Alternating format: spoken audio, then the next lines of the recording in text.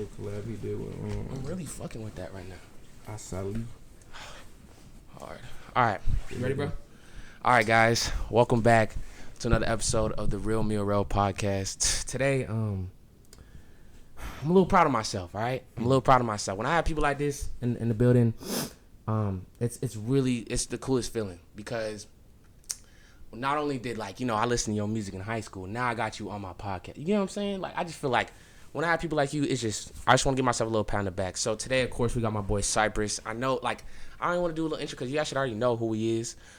Today we're gonna be chilling. He pulled up on time, everything like that. I just want to say shout out to you, bro. Man, shout out to you. Thanks for having me. My guy. I just want to say because lately some of these guests, bro, it's like so much with them, bro. Because I try to tell them a certain time, but I just say that time just to try to get them here around that time. You know what I mean? Like I know no one's perfect. Like, you know what I'm saying? I'm a late motherfucker all the time. But I try to, but I just want to commend you on that. He was a real dude. For having me, man. Yeah. He came through and everything. First, I like the name of the podcast too. You fucking with it? Hell The Real yeah. Me? Hell yeah. We need more of that. Bro, we're going to get straight into it, bro. Before we start the video, I always like to start off with a couple announcements. Make sure you guys are subscribed right now. It takes 5 seconds. I'm always talking about I'm trying to get my channel monetized. You know how YouTube is and stuff like that.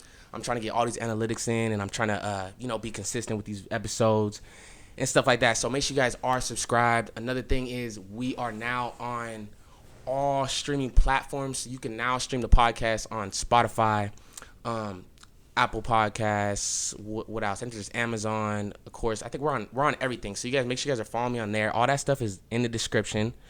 Let's see what else we got. We got the clothing. So today I'm wearing one of the yellow hoodies. They're mostly like vintage wash colors type of thing.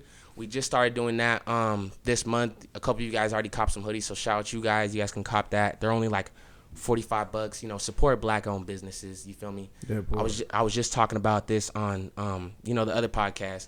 You being an entrepreneur of yourself and everything like that. You know how much support means, right? Yeah, and stuff everything. like that.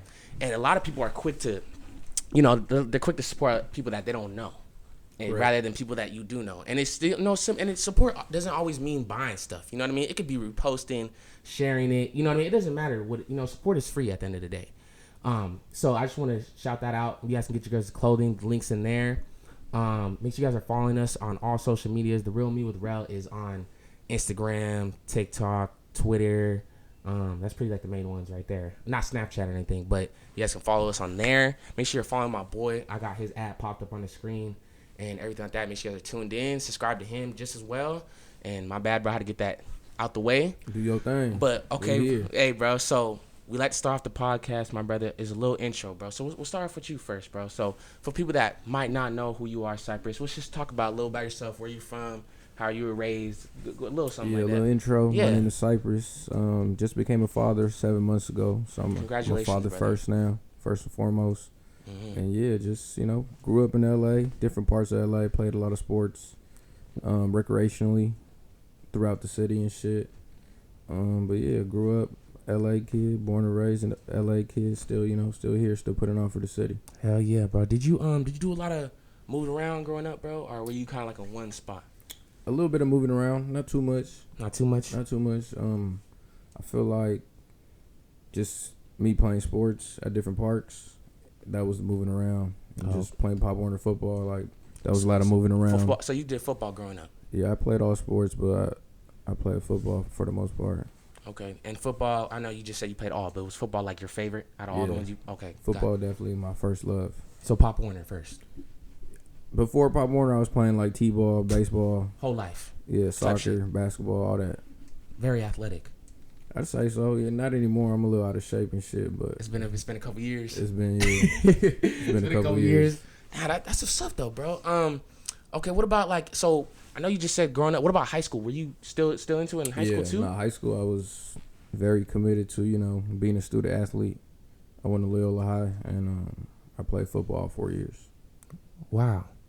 Okay, so since we're gonna dive right into that, what changed? What exactly changed from, doing the sports to the music thing? Like, what exactly? It was just a reality check. I was undersized as a football player. Mm-hmm. So I kind of knew, I wasn't going to play. I probably could have. I should have, really. Still played college ball, but I didn't play college ball. So when I went to college, I had a lot of free time. Right after football season, you know, football is like fall, wintertime sport. Right after football season, I had a lot of time on my hands. And with that time, I decided to, you know, fuck around with the DJing and shit. Had a little DJ program called Virtual DJ on my laptop. I also had Serato on my laptop, but I didn't have the equipment in high school. I had access to the equipment. Just, you know, friends and family members had different DJ equipment and whatnot. But yeah, I had a lot of free time on my hands coming out of high school that summer, going into college. More free time, just a lot of, you know, partying and just trying to get, you know, trying to get something going. Something going, yeah. Okay. All off the aux cord at first. All off the aux. Yeah, all off the aux. My boy, and look what happened now. Jesus Christ, man. That's 10 years ago, because I graduated high school 2012. 2012, bro. Yeah, I'm 10 years in the game. How old are you, bro? 28. 28. Wow. Yeah. Okay. So you been, yeah, for sure. Okay. I'm 20, bro. I'm 20. I graduated high school like 2-3 years ago, something like that. Okay, so I want to tell you a little about me for a second. Please do. Because at these podcasts stuff like that, like I got all types of guests, as you guys know. You guys know new episodes every week. I've had producers, videographers, artists, you know what I mean?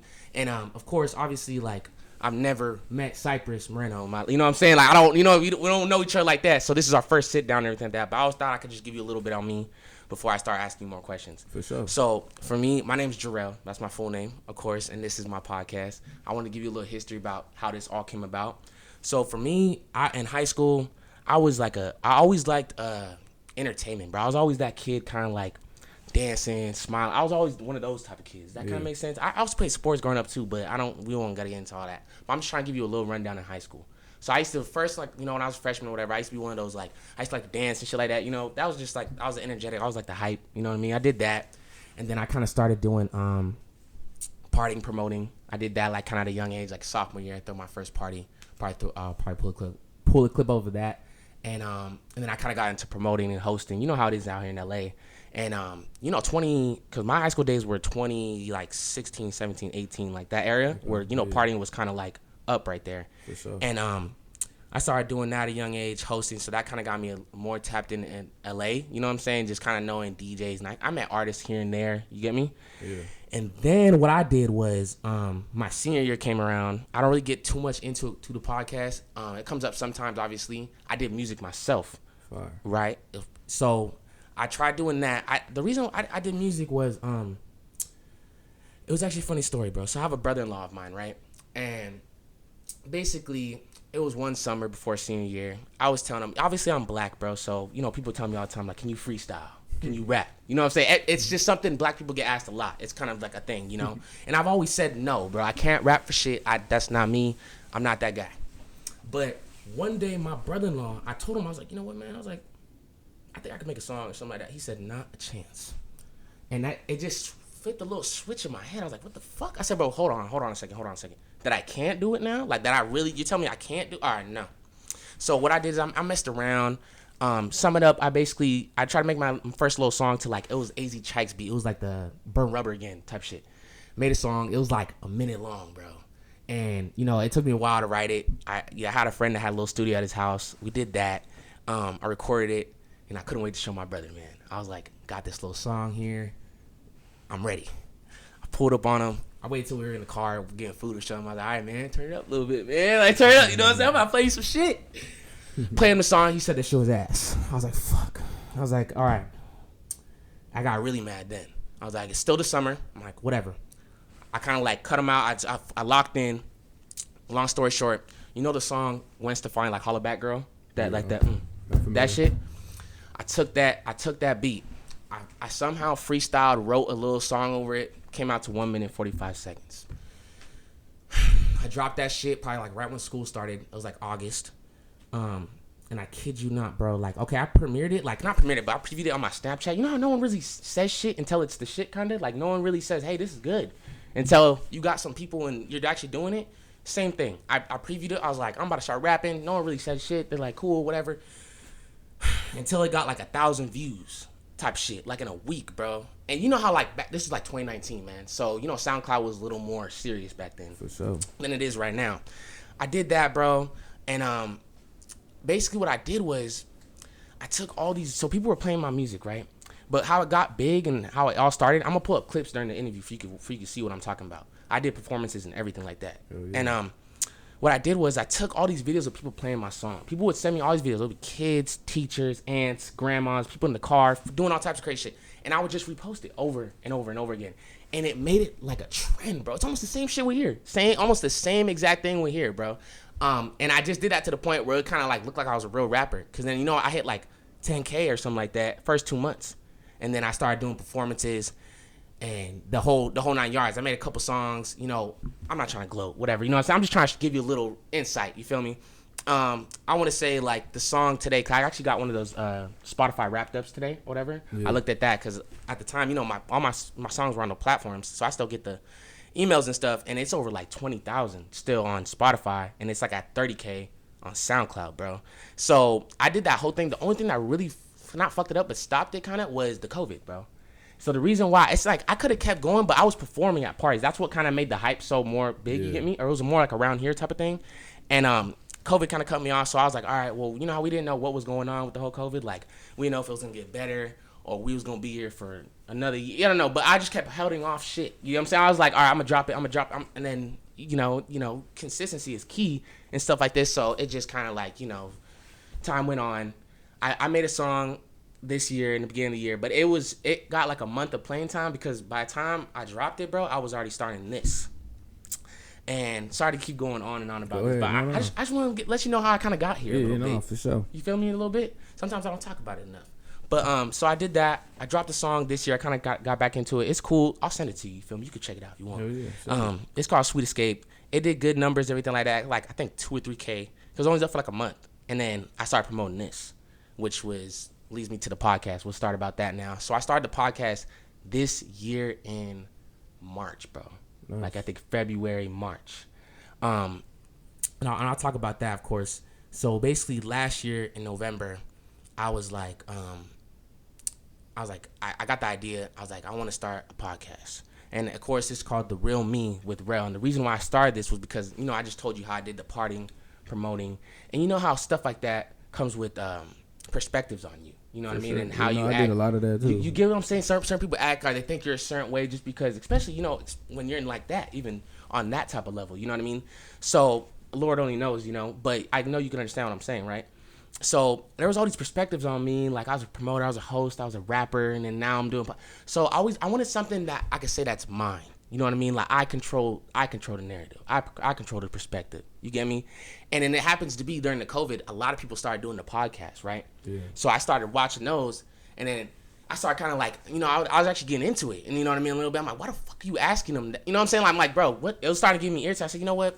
Fuck this, man. I gotta start my own shit. You know what I mean? Like, and one of the main reasons for this podcast is because, another thing is like I'm just tired of just watching a bunch of people on my phone that don't even know. You know what I'm saying? Like, I just feel like, Cypress, can I be honest with you for a second?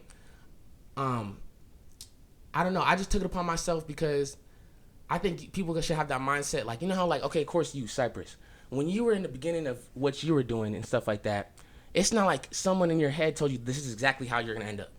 You had to believe in that shit yourself first, right? Facts. Am I right though? Yeah. Like obviously I know in my head I could be the next podcaster, bro. But no one's gonna do it for me. You know what I mean? I can't rely on people. I can't wait until I get all this money or whatever the case is. I said I gotta do this now. Facts. So I scraped up whatever I could. I got a camera, I got some mics, and then I didn't even have a setup. Yeah, 2 mics, interface, you got a laptop. It's smooth, right? Camera, you got lights. Yeah. Got a little sign up here. You can smoke. I feel like this is cool. Yeah, no, right? It's a vibe. It's cozy. Appreciate you, my brother. So that just kind of made me just like, I got to get this done. And I already kind of had little connections from doing partying and stuff like that. So we'll start with some of the guests. I'm trying to think. Okay, I had Yike Mike. He's a producer. I don't know if you know him. No, shout out Yike Mike. Yeah, shout out him. He's from the Inland Empire. I already knew him a little before because I listened to his music and stuff. We never really sat down until the podcast shit because we were just mostly just partying and stuff like that. I'll see him there. So I had him, and then that episode did probably like 1,000 views like the first day. It was crazy. Like I don't know what that episode did, but it was just like, oh shit, this for real. And then of course I had like one Taekwon after that. And then I had DJ Trey, and then I had AMBJ. And then later this year I got Wes Angel and all these other producers. But I'm trying to just tell you, like, so from the beginning, that's how just off the bat I started having these guests, and it was kind of like I kind of knew some of them. You get me saying? Like just from just doing the partying scene, and then of course like now now that I got the podcast to stand on, I meet people like you and stuff like that. It's a whole thing. So that's how the whole thing started, bro. And I just been kind of just trying to be consistent with it now, man. Yeah. I'm just trying to congrats on all that. Appreciate that, my brother. And I'm sorry to keep going on. No, and rambling. I checked it out too. Yo, and I saw you subscribed. Appreciate you, my all boy. Day. My boy subscribed before he was even on the podcast. I saw that. Yes, I was like, sir. holy shit. But yeah, man, that's just how the whole thing kind of just came about. And I've been just being consistent with it. Every week I put in new episodes. I hired myself a nice little assistant to help me with manage booking and scheduling. I got myself a cameraman. I do vlogs and stuff like that. Like I said, I did one with West. Shout out Run That Back West. We did a kicking it with him. We went to his crib right there in downtown. We chilled with him. So you know what I'm saying? I'm just trying to perfect the craft, man. Yeah. Trying to be consistent. We're also at over 15,000 views. Once again, shout out you guys. We're about to be at 20K, bro. So that's right. We just been doing that, and then and then now I got you here, bro. So I just had to say something like that because it's just crazy, bro. You get me? Like I started this shit in March, man. Yeah. And of course now we're in December, and I got Cypress in my living room, bro. So we're just gonna start it off like that, my brother. I just had to get that vibe, bro. And I'm gonna start asking you questions now. It's all good. You set the tone. You feel that though, bro? I had to let you know a little bit, man. I had to let you know because sometimes I try to keep my composure, bro. I try to keep like it's cool, it's regular, it's another guest type shit. But no, man, it's super cool when you have some of your favorite producers and some of your favorite artists that you actually listen to on your phone, and then you get to talk to them about certain things. It's the coolest feeling in the world. I feel like it's the best feeling. So I wanted to address that real quick, brother. Just real quick. But of course, the first thing I'm gonna ask you, Cypress, is what type of music you listen to growing up. I want to know your vibe. Who are some of your favorites? Growing up, that's a good question. It was a little bit of all that West Coast shit, Dre, Snoop, the Game, 50 Cent. A lot of that's when I actually was able to buy a CD. First on the CD. iPod days type of thing. Huh? Shit, before that, just before the Walkman. Days. A little Walkman. I had a blue Walkman with little headphones. I know you're probably gonna think I'm a little young right now. What is that? It's a CD player. Just the little thing you pop in? Just CD Put player? the CD in. Oh man, I know what that is. I'm the sorry. Headphones. Blue Walkman though. I had a blue Walkman. But yeah, I remember buying little bootleg CDs at Venice Beach. Across the boardwalk, $5. They had the little shit. I thought they were real, but hey, as long as you thought they were real. Hey. Yeah, they had the little bootleg CDs and shit over there. The first CD I do remember purchasing, which is kind of crazy because it's right next to Lock and Key, and I don't know if you're familiar with Lock and Key. I'm not. Go ahead and Lock and Key is a dope bar lounge type vibe in Koreatown. Okay. There used to be a CD store right next to Lock and Key. Now it's a parking lot that's under construction. Looks like they might build some apartments or something. Okay. And I remember buying that 50 Cent Get Rich or Die Trying. Shout out 50. And also that 8 Mile soundtrack. Whoa. Okay. So for the most part, the GOATs, the legends. Yeah. Okay. I mean that's some of the stuff that my dad was listening to, like Dre, Snoop, DJ Quick, just that West Coast shit. My mom would listen to a lot of freestyle 80s music and a lot of Spanish music. She liked to dance, so just up-tempo Spanish shit. Wow. Okay. So your parents got a taste for music also. I'd say so. They had me young, so we 20 years apart. So it's a generational thing, I guess. Whatever their generation was listening to, I was listening to. Right. And a lot of thing is, man, let me tell you something. I know you're a little older than me, but this new generation, they don't know a lot of certain things. One thing we talk about a lot on here is eras, man. We're in new eras. A lot of things are kind of ending and new things are starting. You get what I'm saying? Yeah. That just in anything. I feel like there's eras in every field. You know what I'm saying? But stuff like that is you get what I'm saying? Kids in high school aren't knowing certain things. We listen to high school and you listen to high school. You get what I'm saying? But okay, bro. Another question I had was I had another producer on here. His name was A Moon. Turn that shit up. He's one of HBK Josh's producers. Okay. And one thing, and then him and No Limit Austin. Shout out both of them. they actually talked about something I don't really even ask producers is they actually play instruments. So I was gonna ask you about that. Do you play any instruments? I don't play any instruments, but I do understand music theory. That's like reading and writing. Got it. Just notes and different scales and chords. I could play like chords on the piano and melodies and different leads on the piano, but I wouldn't say that I'm a piano player or a pianist. Got it. But you're pretty well known when it comes. I got it. Yeah. Okay, for sure, bro. Definitely. And I want to talk about Cypress, the DJing. Let's talk about that for a second. How did you get into that exactly, and how did that all start? I know you said it was in high school and stuff like that, but you want to go a little more in detail, like how long you were doing that for before the producing thing? Before that, it was just being around a couple DJs. I had a couple, family friends that were the DJs of the family. So shout out DJ Mauricio once again, DJ Shorty. They had the equipment. My uncle also had some equipment. My Uncle Edgar, rest in peace. He had like a cool little controller setup. It was like an early controller before controllers were kind of a thing. But the radio influenced me tremendously. I used to listen to the radio like every day, all day. If it wasn't a CD that I actually fucked with and wanted to put in, I was listening to the radio all the time. Morning, midday, early evening, late night. Like I was really tuned in to everybody's radio show. So you always had it like an ear. I'd say so, yeah. Think about it, right? Definitely. I just feel like you've always had an ear for music. Yeah, the radio was always on. The car stereo was always loud. And yeah, music was just a vibe. It's a big part of your life, man. It was playing, yeah. It was around. 100%, bro. 100%. Yeah, me like growing up, my mom's old school, man. She born in 66, you feel me? So she grew up in this small little this little city called it's Sonoma County. It's basically in northern Cal. Basically, if you don't know where that's at, you guys, it's basically near like San Jose, Sacramento. Like it's just a little city like kind of out there. It's called Petaluma. So yeah, I'm familiar with Petaluma, right? Yeah, they got some type of little fuck is the word, dude? Like you know how like we have like the Roxy and the Nova or something? Yeah, they got I've been there twice for shows. In the Petaluma? Petaluma, yeah, it was lit. Cause I know artists like Shoreline and them. I think they for sure perform there. Like they go a lot of LA artists perform there all the time. It's in Petaluma if you guys don't know. But my mom grew up out there, so the reason why I brought this up is growing up she like I said, like how I said our parents, you know what I mean? What they listen to, they put it on us. So it was almost the same thing, my mom put me on like old school rap, like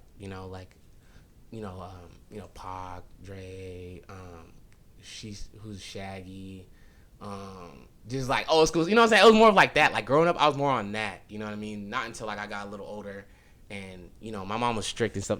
Parents like that. I don't know what it is, bro, but my mom was. I don't know about you guys, bro, but my mom was very strict on what I listened to and stuff like that. I don't know if it's like that. I feel like new generation might have eased up a little bit. I feel like but for me, my mom kind of controlled a lot of things I was listening to and seeing. So I didn't really get into rap until I got like a little older, when I got my own little iPod Touch where I could look shit up and just, you know what I mean. But that was me. And then Michael Jackson was one of like my big. That's how I started dancing and stuff. I'm gonna pull up another clip of that too. So like I said, I was like one of those dancing type of kids. And I think that was like a little story is that was like when I first kind of got determined too. So I had this one teacher, Cypress, in first, second grade. Michael Jackson died in like 2007 or 8 or something like that. I think it was 2008, 2009. Around that time. And I didn't know who Michael Jackson was, bro. Like, that was just me. I don't know. You can call me non-black, whatever it is, but I just didn't know who he was. And she gave me this little tape, like this little CD, right? And it had like a couple of his music videos on there. I'll never forget it. The first time I ever watched Michael Jackson. And the reason I bring this story up is because it's like, it was kind of a pivotal moment for me because I think this is the first time I can remember I actually determined something. So I remember we were watching the music videos and stuff like that, and I'm seeing this dude do a bunch of crazy shit I've never seen, right? But he does this one. Everybody knows this one. Smooth Criminal. You know how he does that shit with his feet and shit, and he like leans over or whatever? Yeah. It was just blew my fucking mind. So I was like, I'm like, what's going on? And I remember it was the same. It was almost the same thing with the music. My mom was like, oh, that right there? Ain't no way you could do that. Man, like I said, it changed my. I was every morning just. You know what I mean? Until I could actually hit that shit for real. And I think just like that was one of my favorite artists, Michael Jackson. Just his music, it just talk. It was a big part of my personality, bro. Like just dancing, being that type of like smiley type of guy. Just kind of like I don't know. It instilled confidence in me. My mom did that she was the type of mom be like, show him the little dance moves you showing me right now. Show him those little dance. She was like that type of shit, and sure. it built confidence in me, bro. Yeah. And it kind of just got me used to being in front of a camera and stuff like that. And now I'm here. You get me? Like, I've always, if you haven't noticed, like I always find a way to kind of make myself in front of a camera relevant type of shit. You know what I'm saying? Yeah. And I just think it all started from that type of, just from being a kid. You get me? Side note too, I remember my mom would like damn near make me get into doing the talent shows and shit. Oh my God, bro. She's like, do it. Show them what you showed me type of thing, huh? Something like that. But now that I think back to it, it's just like being a little kid and just, school auditorium, packed house. At the time, everybody has a little VHS recorder, but they had the flashlights, built into them. Like, just now hit me right now, just kind of thinking about being a little kid, school auditorium, elementary school, and then just all the lights. The pressure. Yeah, it was. It felt like you was really about to perform in front of everybody because you were, bro. Yeah. And it's so crazy because like that was just like it's that's the world you're like living in. You know what I mean, man? Like, because I know when you're that age, you don't think of it like, man, I'm just a little kid. This is just a little. No, man, like you're actually living in that moment, and you don't really sit back and like you just said and realize it until time moves on. You know what I'm saying? It's just crazy, right? That shit crazy, yeah. Because I'm thinking now to just some of the stages that I've touched, and even just as of like a month ago, just being back on the road and fans pulling out their iPhones and the lights. You standing on so much, man, and it's just like, it's like I know what's up. You know what I'm saying? It's crazy for you guys that don't know. We haven't really gotten into the stuff that you've. I'm just trying to see who Cypress is himself. You know what I'm saying? Obviously, I got stuff we're gonna talk about music wise. But I just want to know a little about anything. I ain't tripping. All right, bet for sure, man. But yeah, man, just just certain things like that. It just instills things in you, man. It instills things in you for sure. Let's see. Who's some of your personal favorite producers growing up? Did you have some, or did you not really focus on that growing up? Or well, growing up, I was always again Dr. Dre. Quick and Battle Cat, just Scott Storch also, because I would listen to a lot of Game, a lot of 50, and then that West Coast shit. Growing up, I would check the credits too, on the little album booklet. Oh, got it. And then see like who produced it or who wrote it and whatnot. Hell yeah. But I say them, yeah. It's probably way more too. It's hard to think about on the spot too, isn't it? Diddy, Pharrell, just all the goats. Got it. Yeah, you name some wonderful producers, type of shit. Yeah, honestly, those kind of questions are a little hard because there is a lot of producers, and those are just like some of the like old school ones. Lord knows there's ones today. There's so many today. So okay, brother. Let's see. The DJing thing, before we leave from that, it was mostly just parties, right? And functions and stuff like that? Yeah, it was functions did you do for clubs, the most part. Or did you? I did do clubs. I had my first club gig at it was in Hollywood. It was like an 18 and over club. Got it.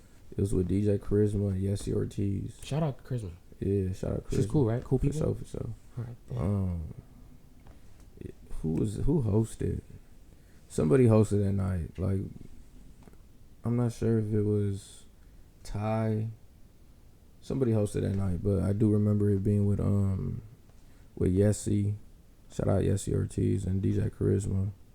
Shit, a bunch of other DJs too. How'd you meet DJ Charisma? In that scene. Through that event? Through that, yeah. And I was young too. Had just turned 18. Okay. Type shit. So kind of jumped straight into that club scene. Jeez. 18 and over / 21 and over club scene in Hollywood, LA.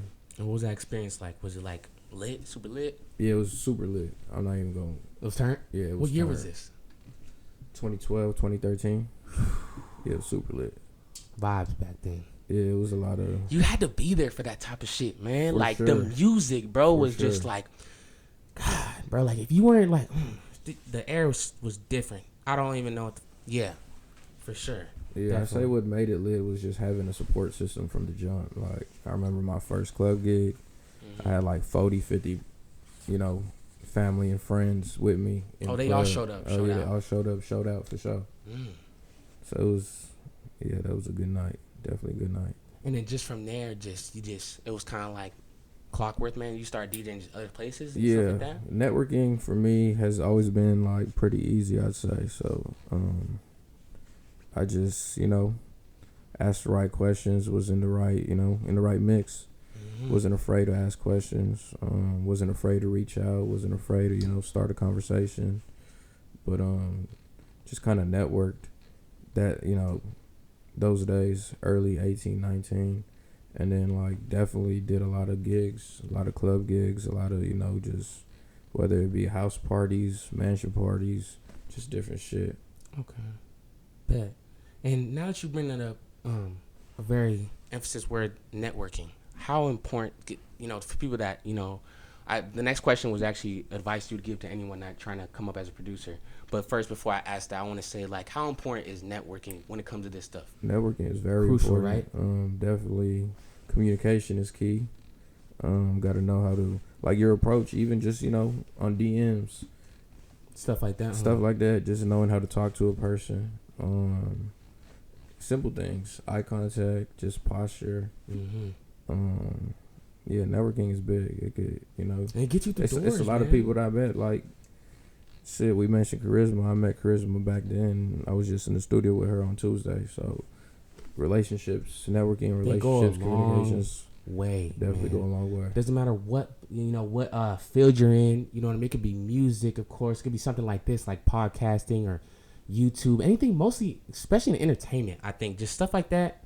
Networking is super key. Like I said, there's a lot of people. They always ask me like, "Oh my God, how did you get this person on here?" and stuff like that. I did that from getting something to stand on. So by just having one guest coming on, they come on here. If they fucking with it, by the time they usually leave here, they're like, you know what? You should have this person on here, bro. You know what I'm saying? You should fuck with him. And then just like that, I probably get that in the next. And then it's just, you know what I mean? And then when I want to reach out to people and stuff like that, it's cool because, and then I have all these guests to stand on, you know what I'm saying? Because all of it doesn't happen over time. You know what I mean? It's a slow process, right, Cypress? Right? Because it's a marathon. Mm-hmm. This doesn't happen overnight. Believe that, bro. And I'm one of the most impatient impatient is something I struggle with, bro. I like to make things happen. You know what I mean? Like, I'm very ambitious, bro. As you could, I see with this podcasting, I'm very I want this shit bad as fuck. Like, you know what I'm saying? I see it. Once I get kind of like something, in my head type of thing, I get fixated. It's almost in a way. You get what I'm saying? And I spend a lot of time in my head, man. Like, especially with this podcast shit, man. If I'm not recording, bro, I'm thinking of ways of how to get someone on here. It's a whole different world. I be chilling at the crib, YouTube, seeing. I subscribe to a lot of different shit, so just whatever pops up. Most of them are podcasts, though. I feel like this era is definitely like the podcast era. Podcast is up. I don't know what the statistics are, but there's like so many percentage more podcasts now that people are like watching and making. Like there's a lot of different podcasts, as you see. Like it's all clips, dude. If you go on YouTube, everybody got a fucking podcast. You know what I'm saying? But I was gonna say, so the question was like the advice to the producers type of thing. Advice is be yourself. Work hard. Put in them hours. It's going dedication. Yeah, gotta be dedicated. Gotta be ambitious, like you said. Just work hard though, cause the producer shit, I'm still getting better as I go. I'm still learning shit as I go. Your beats are fire, my boy. Thank you, man. Appreciate it. Fire, and we haven't even touched that yet, man. Let's see what the next question I got for you, bro, is some things you don't like about being a popular producer like you, bro. Being in that type of that room, some negative things you don't enjoy about being a producer. Is there anything like that? Things you deal with that you don't like? Like I talked to this video director, he said like time management is like one of them. Like he's a video director and he's always type of thing. Is there anything like that you deal with that just kind of like you don't enjoy too much? Off the top of my head, I can't really say there's something I don't like. I just kind of already have found my rhythm, my schedule. It's a balance between being a producer, being a DJ, and shit, being a human being. How do you time management that? Like, how do you separate that, man? Yeah, I don't sleep.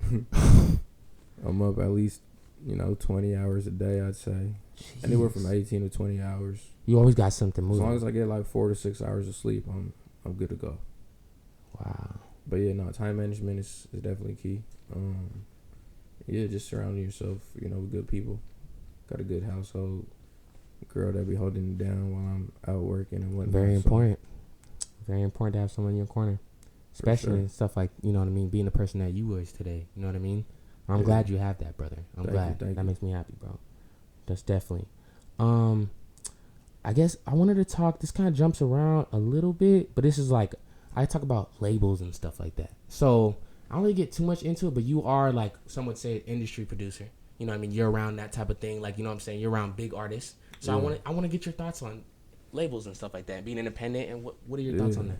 I mean, kind of like how you mentioned earlier, like I wanted my own shit. Okay. And Catch 22, that's my record label. That's my own shit. Got it. I am independent, but I've learned a lot from the labels. I've learned a lot from working with signed artists. I've learned a lot from working with independent artists. There's a lot of things to it too, by the way. A lot of pros and cons. Mm-hmm. Yeah, definitely a lot of pros and cons. But I feel like, every situation is just different. Everybody has different situations and, different things they look for in the label. Yeah. I think honestly it just depends on like who you like, what label you're with, and like what that's you're a doing. big part of it. Right? That's a big part of it. It goes all the way down. Because you can name a bunch of bad things about it, and you can name a bunch of people that got doing good stuff with labels. You know what I mean? Like I don't know. I just personally, that's just my preference, whatever. But it goes all the way down to like the staff who's working there, their roles, what they do. Because a lot of these labels have hundreds of employees and hundreds of different A&Rs, different. Just A&Rs are basically like managers, right? What are A&Rs like technically? I wouldn't say they're managers. They represent the label, or what was? I hear that word a lot. A&R. A&R to me is just like a playmaker, a dot connector, somebody that I guess I could see the management thing too, because there's a lot of management and organization that plays a part into being an A&R. But yeah, the good A&Rs are the ones that get shit done, make plays. Yeah. Damn. Yeah, for sure, man. There's a lot of things that play into it, man. A lot of things. But for the most part, he's independent. Yeah, independent. Got it. Right now, still independent. I'm about to enter my 5th year. 5th year being independent. Yeah, well, nice. 5th year having a record label. Oh, having your own shit, my bad. Yeah. Got it. That's dope, man. Well, I mean, talking about that, do you, since you got your own label type shit, do you have other producers under you or artists or anything like that you want to talk about? But I definitely have a lot of go-to producers that I work with. Oh, okay. Shout them out. Shout out E Bless Me, Peyote, Don Alfonso, Epps. It's a lot of talented producers. Corey Cal. Man, too many to name. I know I'm gonna leave a few out. Omega. Just a bunch of producer homies that I've been building with, been coming up with over the years and shit. Yeah, one of my questions was like, who are some of your favorite that you work with right now? That I work with right now, Don Alfonso. That's my boy from Germany. I feel like me and him don't miss. We got a lot of music together. Nice. That's already been released, about to release. From Germany. Yeah, we've been working for like 5, maybe 6. I don't even know. We've been working for a long time. Like, I feel like we've known each other damn near our whole lives. But yeah, shit. Everybody I named, I fuck with all their shit. They be keeping me motivated, and going. Nice. That's what's up, brother. Question: some of your wildest or maybe funny moments you've had being a DJ and then producer. Wildest funny moments? Maybe something that crazy went down. Maybe while you're DJing, or maybe something funny. I don't know. Fuck, it's too many to like name off the top. Just a bunch of drunk shit, a bunch of fights, a bunch of. You've seen some shit. Yeah, for sure. Is there any I've seen some shit. I've been a part of some shit. All that. Damn. What are some places you've like traveled to? Like they're kind of like maybe some of your favorite spots that you went to. Yeah, I was fortunate enough to travel to States. A couple cities in Canada. I've been overseas to Europe, And then I've been all the way to Australia and New Zealand. Whoa. How was it like there in Australia? That shit was different, but it was dope. It was. Everyone talks Australian. They speak English with an accent, but nah, it was a vibe over there. Like, just the time difference was a trip to me. What's up with the time difference? It's like 21 hours ahead. They're like in the fucking future. Yeah, that's what it felt like. That's what it felt like.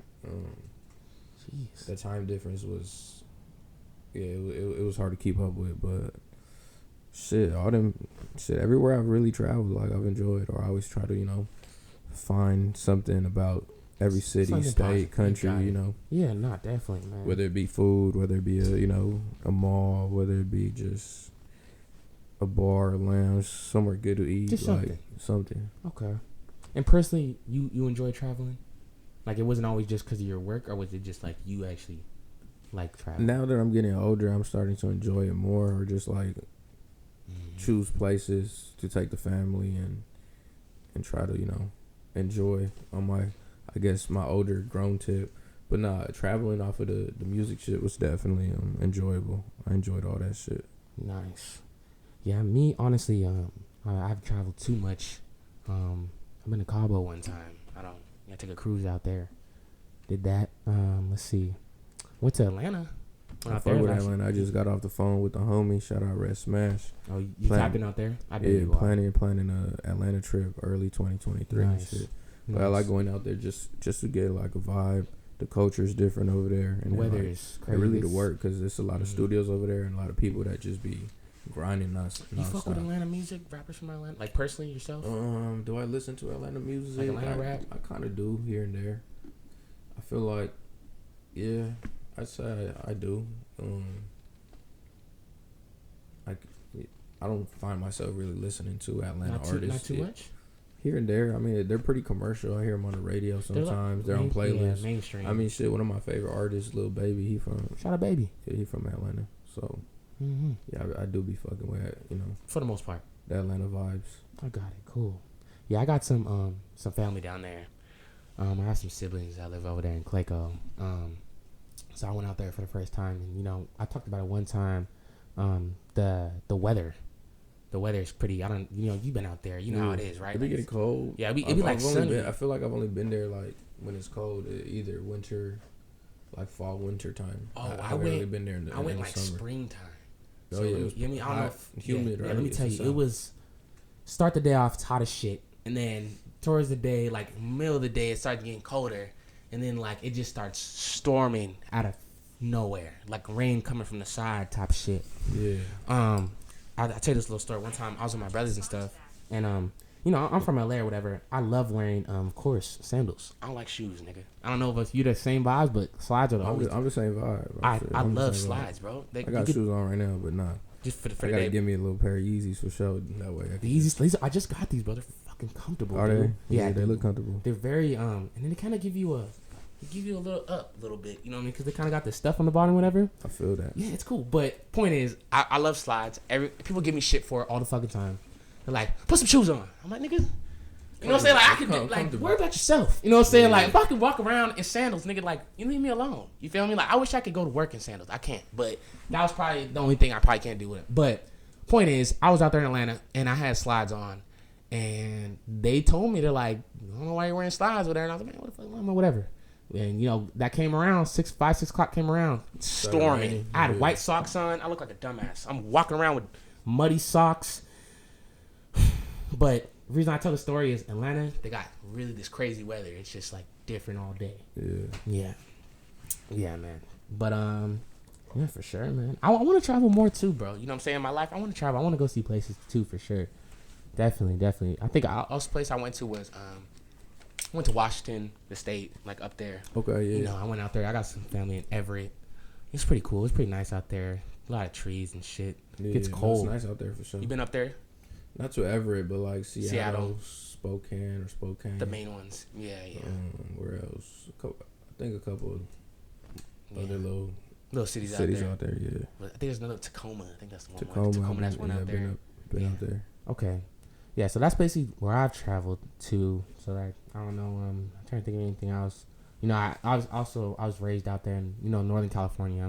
It's the same, like when I go up there, it's like the same. Petaluma, right? Yeah, Petaluma, Santa Rosa, Vallejo, Sacramento, Vacaville. That whole area of my family was just from up there. So I grew up in like the rivers down there and just going canoeing and shit. Like that's my type of shit. I don't know. Like I said, my mom was born in the 60s, bro. So that's the type of thing I was on. You know, my grandma's up there and shit like that. But traveling, yeah, I want to do more traveling. I want to go to like Turks and Caicos, like some crazy shit like that. That sounds lit. I like Bahamas. I've been looking at little plane tickets to Greece and shit. Greece? You gonna go out there? That shit looks like a vibe. Hey, why not, man? Yeah. I don't see why not. I don't speak Greek and nothing like that, but hey, shit, I'll go out there. Or Italy or something like that. Italy's cool. I haven't been to Italy. No, Italy looks you have cool been? though. I haven't. Oh, I was like, bro, damn. No, I haven't been to Italy, but yeah, Europe. It got some nice spots for sure. Nice. I want to hit like the Caribbean and just Puerto Rico, Dominican. Just go on a cruise. Jamaica. For me, I like it when like the water is super clear. Like, isn't that the coolest thing? Like, you know how they have it in Hawaii and shit like that? Yeah, that's a vibe. It's like, you get what I'm saying? It's like the coolest thing, right? All right, man. So of course we're gonna get into, man, the artists that you work with. And before that, actually, one more question. Let's talk about the first song you produced, Cypress. The first song. I don't think I ever asked you that. Fuck. First song. I know it's kind of hard because you got so much shit in the making. But can you think of the first song that you produced that kind of like started it all, or at least kind of, you know? Yeah, I would have to look back. Too many, huh? First song. I mean, some of the first songs that come to mind where I felt like, okay, yeah, I saw my name amongst other, like, you know, producers that I fucked with and looked up to. It was with G Perico. Shout out G Perico, by the way. Fuck with his music. I had like super underrated. 2 or 3 on one of his albums. Forgot the name of the album. The songs were called $1 Million Mission and Stay Dangerous. And I felt like, yeah, when I made them by myself. Like, those were 2 songs that I'm pretty proud of as like I was proud of as like a upcoming producer. Okay. That's what's up, man. And do you recall what year that was, Cypress? I want to say 2014, 2015 maybe. Way back. Maybe 26. I don't even know. Around that time. Yeah. Damn. Honestly, Cypress, I didn't know you've been doing music this long, bro.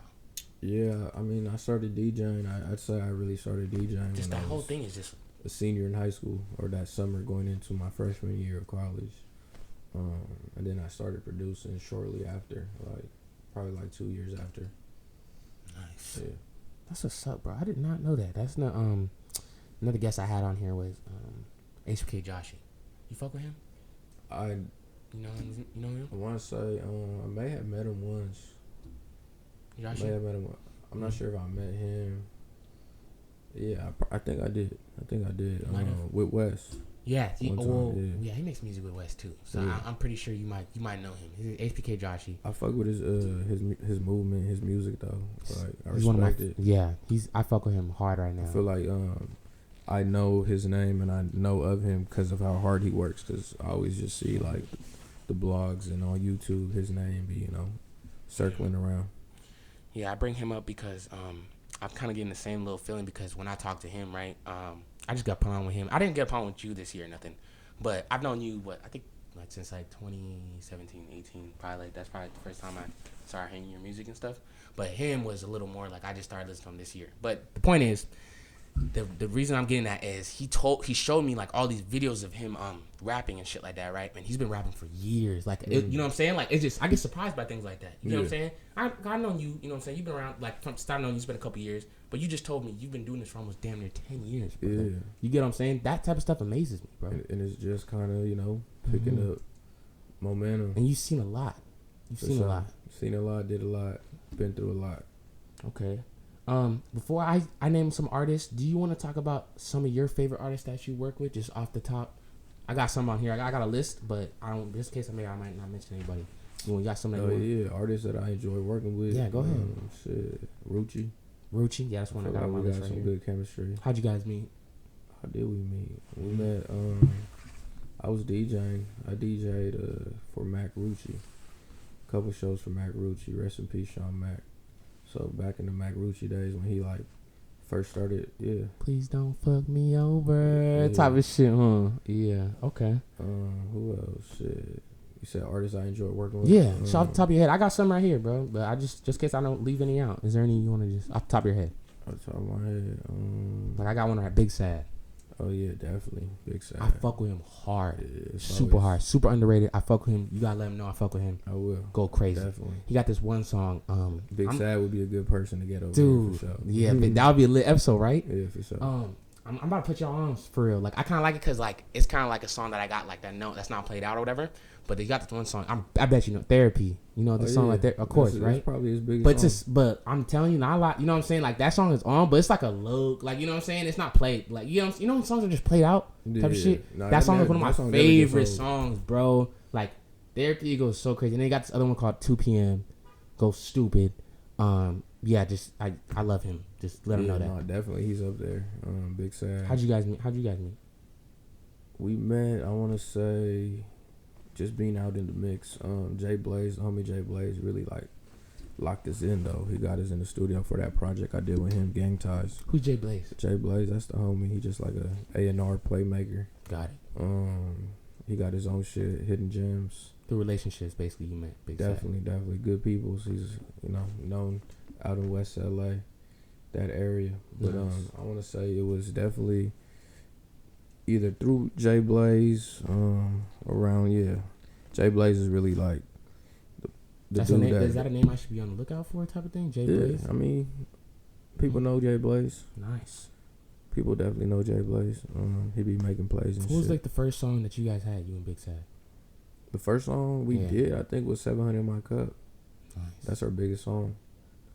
That was the first song, I want to say that's the first song we made. Make sure you guys stream that. Yeah, 700 My Cup goes crazy. I want to say it's, I think, over like 500,000 on all platforms. Apple Music, Spotify, and even on YouTube. But yeah, Rucci, Big Sad, shit. Of course, I feel like this One is Take like... J is always One Take... Yo, what's the relationship with you guys with One Take J? We're cool. Shit, I toured with him, with Rucci, with Kaylin. You guys got this one song, I think, bro. I toured with all of them. During the Shoreline days, they came on tour with Shoreline and shit. So like me and One Take J have me and One Take J have fucking rocked so many shows together, like big and small stages. One of my favorite artists to actually DJ with. Like it's always a good time, always a show. It's always organic. I know you mentioned One Take Quan earlier, because One Take Quan be on stage with us turning up and shit. Shout out to One Take Boys, Irene, all them. Did you produce this song? I can't even see that far. No, I didn't. No? Yeah. I could have sworn. I know you got this other song with Blue Bucks. I didn't want to get it mixed up. I think it's good thing I didn't bring this one up. But it's this one right here. I know for sure it's this one. I almost said the wrong song. Thank God I didn't. Can't Ball With Us. That's the one. That's the one. Can't Ball With Us. We recorded in my studio in East LA. On some late night shit they pulled up. Like, how'd you meet Blue Bucks? Blue Bucks, I had met them originally. Fuck, that's a good question. Can't even remember where or when I met them. They was just kind of like around that time. Can't Ball With Us, and before that, there's another record that kind of be slept on. It's called Can't Stop Me. Can't Stop Me. It's on the Clan Virus 2, 1 or 2. I don't remember. It was like a little 5-song EP. Nice. Shit. Where did I meet him? I don't even remember where I met him or how I met him. But just in the scene. Just being who you are. They had reached out too, and then I remember bringing them out one time at a show we had with Shoreline in Pomona to perform and shit. And then that's like, was that like when you guys started actually getting close after that, kind of? Started making more music after that show that you brought them out to? I think we made the music after that show, I think. Got it. Yeah, I think we did. Okay. That was a while ago, though. I think that was like, what, 2018, 2019? Okay. I have a question for you, Cypress. Actually, I want to tell you something real quick. This came to my mind. I don't know party I was at, but I've seen you a couple times, like DJing. Like, Probably. I have. I actually have. I don't know why I didn't bring this up, but I've seen you before. Like, I think it was like either Shoreline or I was DJing, or either Kaylin. I've done some shit with like Mike too. You done songs? Not parties. Oh, like DJ with him? Yeah, he be DJing hella out there and IE out there and stuff like that. But I guess the question I was gonna ask you, the main one, like Kaylin, you and Kaylin for real, like how the relationship with you guys? I know that's a big one. Like, what's up? Like, how did you guys meet and stuff? Kaylin's been shout around. Out Kaylin. Shout out Kaylin. Kaylin's been around for a minute, man. Again, I don't remember the exact It's moment, hard to remember, huh? But it's a lot of people that I could like. Are you familiar with Laced? Los Angeles creates endless dreams. It's a shoe store in Redondo Beach. You got to put me on out there, man. Might be Hawthorne, Redondo or Hawthorne, around that area. But yeah, so Lace. Some of the people at Lace, Pooh, his name is Pooh. I want to say he connected us. Jasmine Nash, she from like San Diego. I think at the time she was working closely with Kaylin. But even before that, like I was already hip to him and what he was doing and shit. He was fucking with G Mac and Mac Squad. This was like when I was in high school. They would throw like hella parties and shit. They would all perform and stuff. Type thing. Yeah, okay. He had a song with Chris O'Bannon back then. I want to get him on the podcast, Chris O'Bannon too. Good People. Shout out Chris O'Bannon. Good People. What's the name of the song? Fuck. Him and Chris O'Bannon had a banger back in the day. I forgot the name of the song. It's probably on my phone. Probably still have it saved on my, Apple Music and shit from back in the day. But Kaylin Good People's. We Shout like out him. He goes really, really hard. Kaylin. He. Like, I just want to highlight him for a second. His work ethic crazy, and then like just his creative process. And then he got that thing with Rock Nation and stuff like that. Dude, just shout out him, bro. Like, he really put in like his music. He honestly, if I'm being honest here personally, he's for sure up there in my top 5 because I base artists off of like okay, if I get an artist and you got like 3 songs that are hard as fuck, right? But you have 15 songs without music, and I got an artist that got 2 EPs, like 7-song EPs, and let's say like 5 songs of that EP, like majority of it goes hard. I consider you better than somebody else because like I go off of just how many times like can I play your whole album? Could I do that, or am I have to pick one song from you? That 2 For Real album, bro. That still to this day. Go 10 out of 10. 10 out of 10. Play some of that shit tonight, actually. 10 out of 10. And then it had 10 songs up. Did it have 10? I think it had 10 I just know songs. I give it a 10. It was a 10. Yeah, that's still like it's crazy because I'm kind of getting ready. I'm about to do a couple dates on his Right Place, Right Time tour. Coming up in like 2 weeks and shit. You got a tour coming up? Yeah, a couple dates, just some Cali dates. I'm gonna do on this tour and shit. And I was looking at his catalog too, and a lot of the songs in his top Apple Music are the songs from that tape. Yeah, literally, bro. That whole tape really changed. Slaps, bro. Like that shit changed a lot from the first song to the last song. I feel like that's like one of them. At least my generation, or just stamped. During my come up, that tape for sure was just getting played. I had Right With It. It had a bunch of bangers on there. That whole tape, bro, is ridiculously fire, bro.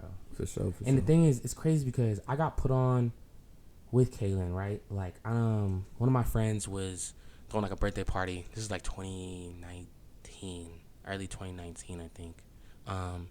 And right when I got put on with them, I actually got to see him because like it was my friend's birthday or whatever, and it was like big old stage type shit. Obviously, Kaylin was there, so it was like stage. Hella people. So I got put on with him, and I didn't meet. I mean, I took a picture with him, but whatever. Like, I didn't talk to him or anything, but I actually got to see him perform. So it was super cool. Like, you know what I'm saying? Nah, he got a really good stage presence. Yeah, really good energy. He's hard, dude. Like, I actually give him. He's up there. He's up there, bro. If you listen to him, he does not miss for shit. Like, he got it. And then he did the 2 For Real 2.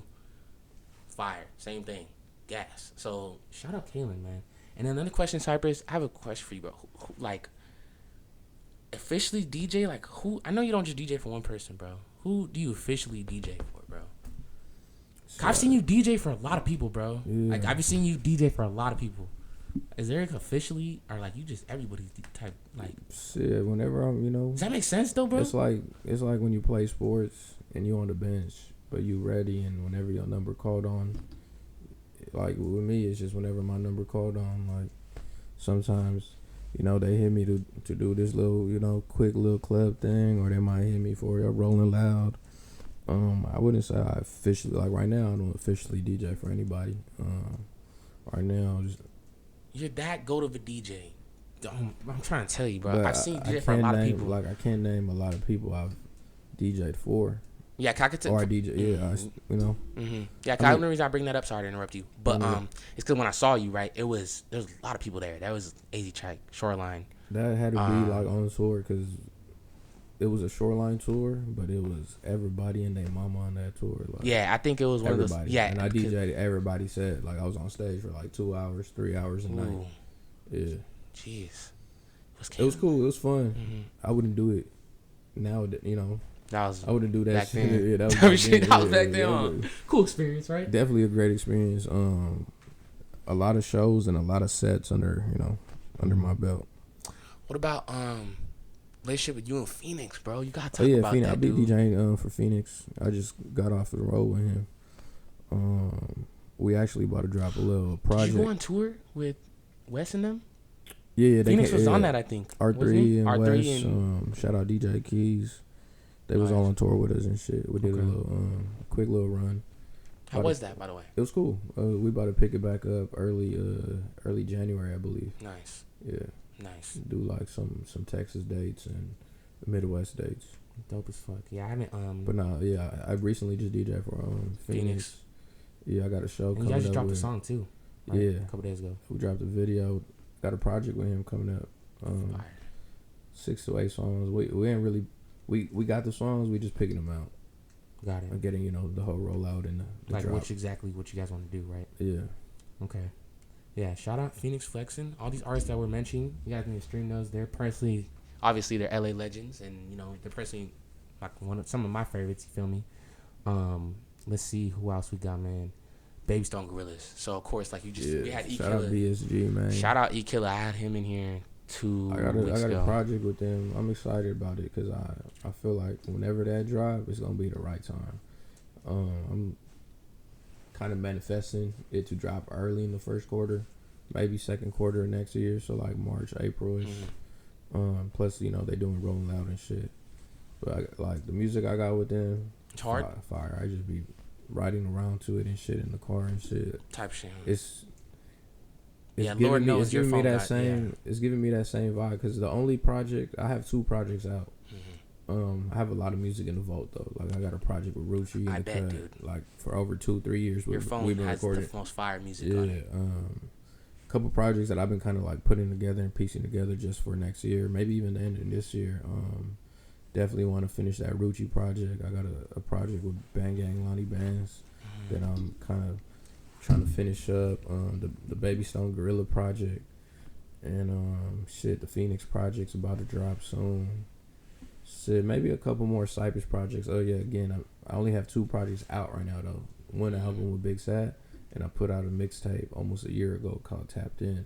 Nice. So I might do like a Tapped In too. So you're planning on dropping more of those? Yeah. You mentioned the Spotify wrapped up thing. Yeah, I got my numbers. I haven't really had time to reflect on them, but I'd say like it was cool. It's cool. Yeah, I want to do better than what I did this year. But shit, like everything this year's, it flowed pretty smoothly. For the most part, this year was good. I won't say I'm disappointed, but like could have done better maybe. Could have dropped more. Yeah, I think simply it's just I got hella shit just sitting on my phone, sitting on my laptop. But bro, you know why you have that mindset, bro? Because the GOAT that you are, people that have that mindset never settle for it. You know what I'm saying? They always think they could do something better, bro. And that's what makes you the level you're at. You know what I'm saying, bro? And I'm pretty sure I'm not pretty sure. I know you got millions of views this year, nigga, on some shit. You know what I'm saying? Appreciate but just that, to you to be like, you know what, I could have. That's the reason why longevity works. Yeah. You know what I'm saying? I like that, bro. I like that. And I'm not one to like compare, past numbers and whatnot, but not 2021. I did better than 2022. Right. It was a slight little. It was about the same, but it was slightly like less listeners or something. Got it. But that's primarily, I guess, is a good segue. I've really been focused on building my label. and getting my my label and a couple artists that I've been working with under it. Yeah, just developing and some more projects and more music you can expect. Like I'm dropping a single tonight at 9 p.m. Gotta shout that out. Make sure y'all stream it. I'm planning on dropping this top of next week. That's fine. Yeah, so by the time this is out, make sure you guys stream that. New it's called Lost Me with the homie Bo. We got a project on the way too. So make sure y'all stream some R&B shit. It's the holidays. It's getting cold. Get the mood right. Yeah. Get the mood right. Expect definitely more music with him. Top of the year, maybe a project around like Valentine's Day and shit. Some R&B shit that I've been working on. Very strategical with your drops. I'd say so. Yeah. Now that I got like a couple of years under my belt, what's gonna kind of win the vibes. Different seasons, different moods, different different energies. Yes, sir. With the music. Yes, sir. Bro, I got a question. You have a song with Draco? Yeah. Rest in peace, Draco. It's his birthday today. R.I.P. Draco. Draco's birthday. Happy birthday, Draco. Long live the greatest. I love the Sting team. I love Draco. I talk about all the time on the show. Like I just love Draco. I just can't explain it, bro. I fuck with his music hard. You know what I'm saying? What was what was the relationship with you and Draco and stuff like that? How did that song come about? It was more like on the artist DJ shit. I DJ'd his first show at the Observatory, the small room. It was like he was fresh out. He had just came out. He had pulled up on me at Studio 519. Shout out Studio 519. And we were supposed to, get the songs together and whatnot. But he wasn't really even tripping on what songs. He had a couple songs that he for sure wanted to perform. He chimed in a little, but like we kind of just winged the performance, and it just went up. It went up.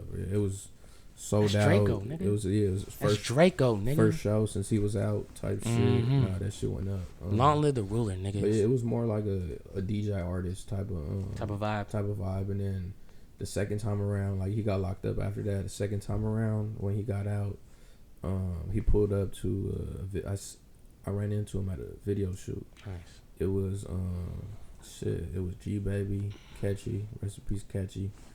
And who I think Ralphie on the song. I think Ralphie on the song too. But he pulled up to that video shoot in Pico Union. That shit was legendary. Like thinking about that day, like I'm just reminiscing a little bit. Not being there that day, I already knew that shit was legendary because again, this was like he was fresh out, like maybe 2-3 days. Literally pulled up. Jewelry on. He had the iciest shit on. Yeah, he had some icy ass shit on, and then that was during COVID. That was like in the middle of COVID. Yeah. So he came out with the jewelry. He still was wearing his mask and shit. Everything. That day went up, but after that we ended up locking in at AD Studio. Shout out AD, shout out Pun. We made Up the Score, and then we made Can't Think Twice. That's on the Big Sad album. Both of them songs, and I got a couple more Draco verses like in the vault. Legendary. Bro. Yeah. I want to get eventually I want to get the Sting team on here, bro. Too. Yeah, I think that would be great. That would be great. I would love to get Ralphie or any of the Sting team members on the podcast. It would be super legendary. I had this one artist a couple weeks ago. His name is Deuce the Joint. He makes songs with like OTM and stuff. Okay. Yeah, I've had him, but besides that, I would love to get bags. Oh yeah, you're manifesting it. They're gonna, it's gonna happen. It's gonna happen for sure gonna happen, bro. But dude, that's so lit that that you had that with Draco. Yeah, it was all love. It was, he's solid. He was solid. So shout out to him. Rest in peace, Draco. Happy birthday, R.I.P. Draco. Yes, sir. Capolo, oh yeah, definitely another artist that I enjoy working with. Capolo 304. Shit. One of my biggest songs is with him and Kaylin. Unwind. Yeah. Hard. I'm not gonna lie. That's one of I feel like we could play that. Yeah. We could play that whenever. That's catchy. Play that now while it's cold. We was out in Hawaii playing that shit. Like, shout out Capolo. Definitely good chemistry, good energy, always good. Shout out the Bay Area also. He's from Oakland Bay, too. Yeah. He's from Oakland. He's hard. Forever gonna be, an Oakland Raider fan first and foremost. You Raider fan? Yeah. Okay. Well, with that being said, shout out Oakland. No. Cypress, let me say something real quick, buddy. That being said, bro, I have to say this, bro. Or I wouldn't be a real fan. What you gonna do? You gonna stop the podcast? No. Nigga, I'm a 49er fan. That's all good. I had to say it though. My mom. I got family members that are 49ers Niner fans. fan. So you know how it be. You know how it be, huh? Yeah, I don't know. I wouldn't know what it's like to be a 49er fan. Oh, okay. I wouldn't know. Okay. But I do have family members that be wearing the red jerseys and whatnot. Yeah. Probably some very smart, wise, great family members of yours that be wearing it. We're not gonna get into that. But yeah, man, shout out the Bay Area, man. Just all these artists, bro, are just personally, like I said, these are artists I could stand on from a personal standpoint. Like I said, like even you, I actually listen to your guys' music. You get me? There's not too much of time. No, thank you, brother. Thank you for all the vibes. Thank you for the memories. You know what I'm saying? All that type of shit. Like I love that shit, man. Unwind, definitely one of my favorite songs though. Fire. Make sure you guys stream that. If you guys haven't heard that, it's a hard song. Of course, produced by my boy right here. Kalen Frill's on there. And Capolo. It's on is it on Kalen's or Capolo? It's on Capolo. His tape, right? Or his project, isn't it? It's called Code 16. Yeah. So go stream. It's on that tape, so make sure you guys stream that. Man, bro, like I said, just thank you for the vibes, man. You feel me? Cypress. Like if you hadn't have, took the route and did the things you did, you know what I'm saying? A lot of things we wouldn't have a lot of things like that. And I just want to shout you out on that. You know what I'm saying? I was one of those kids bumping your shit in high school. You know what I'm saying? It's people like you that keep me young for real. Like I'm saying, bro. Honestly, I thought you were way younger on some real shit. That's a good thing. You got a young face. Thank you, man. Mm-hmm. But nah, it's people like you.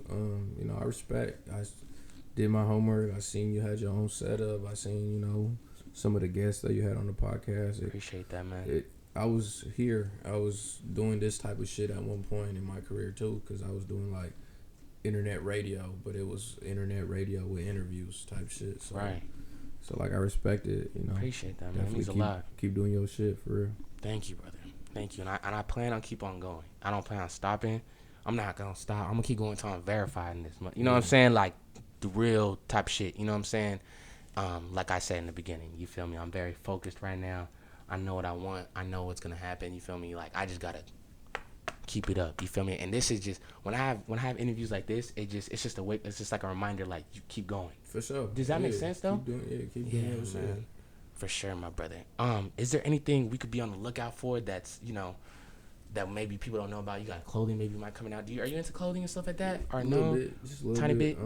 Shit, everything is catch-22. Like right now, again, this year I wouldn't say like I'm disappointed in the year, but this year was a step back year for me where I'm like really trying to build the label out, and I have big plans for the label. Like, yes, sir. Big plans to put out a lot of independent projects, big plans to put out and introduce like new faces, new artists that I'm working with. Mm-hmm. But yeah, everything is catch-22. I do have some merch available on catch22.com. Nice.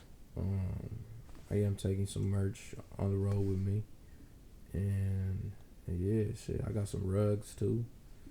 Yeah. Nice. But everything's catch-22. More music. More projects, more singles. Definitely want to double up them numbers. Double it up. So go even harder. For sure, because it was at like 5 million this year on Spotify. I want to see like 10 million at least. You need that 10. I need that 10 at least. You could do it. You know what I'm saying? Yeah. Light work, nigga. To you. Light work with your skill. I just gotta drop. I gotta drop more shit. I'm looking forward to that, man. Thank you, man. Appreciate it. I just want to say appreciate you for fucking with my podcast again, supporting the movement. I know this. I fuck with it for real. You fucking with it for real? Yeah, just real recognize real. You getting the vibes in here a little bit? Yeah, no, for sure. My man, and I know you've been on some podcasts before too. A couple, yeah. You've been on some too before. It's been a minute though. Like this was just perfect timing for real. Mm-hmm. Like you hit me. I got a little bit of shit to talk about. It's kind of like my year. I guess my 2022 like just wrapped up. Yeah. It all worked out in timing, bro. Yeah. And I would love to get you on here for another episode in a couple months and do a little update on what you got going on, man. And that being said, bro, like I said in the beginning, I do vlogs and shit like that. Usually I have stuff playing right now, but for some reason the remote is like, I don't know. But no, we finna lock in. Just pull up. I got hella shit. Do that. So enough said, kinda. You already know what I'm about to say. I'm on the same type of, I'm on the same type of time. I'm glad we tapped in, bro. No, thank you for having me. Shit, I'm happy to be here. It's definitely a smooth conversation, a good conversation. This episode is fire. I love this episode, bro. Yeah. I feel like it was a very good conversation. Thank you, man. But besides that, make sure you guys are fucking with his music, everything he got going on. Like I said in the beginning, make sure you guys are following him. The ads are always on the screen. You guys can now listen to this episode it's going to be available on Spotify and Apple Podcasts. So, if you guys are just listening right now, make sure you guys click to follow. Let's see, is there anything else? The merch, like I said, I got a hoodie on. I'm going to have to hook you up with a hoodie, bro. I haven't done, I think I'm printing like next week or something like that. You just got to send me like your size. Send me your size or something like that. Yeah. I'll get you a hoodie, and then maybe like we could do a vlog. I can pull up on you, and I can just drop it off. We'll do something like that. The studio and shit, for sure. Yeah. Tied in. But besides that, I think enough was said, bro. Thank you guys. Like I said, just make sure you guys are following him. You guys are following me. Let me know who you guys want to see on the podcast. Who do you guys think I have next? We ain't stopping with this. And until then, I will see you guys on the next episode for real. Yeah, we out. Yeah.